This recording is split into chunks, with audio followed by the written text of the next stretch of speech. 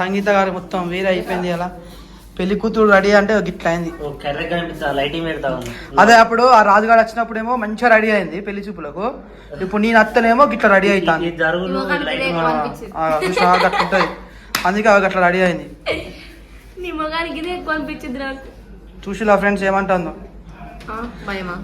అంతా వీడియో బట్టే వీడు వెనకాల అనుకుంటా అన్ని నల్లేశాలు ఎత్తాను వీడు. అదే అంతే కదా అన్నాడు, చాలా అన్నాడు. నానమ్మ గారు ఐ లవ్ యూ అన్నాడు. దీని వెనుక కొత్త యాక్టర్స్ ఉన్నారు, వాళ్ళకు కూడా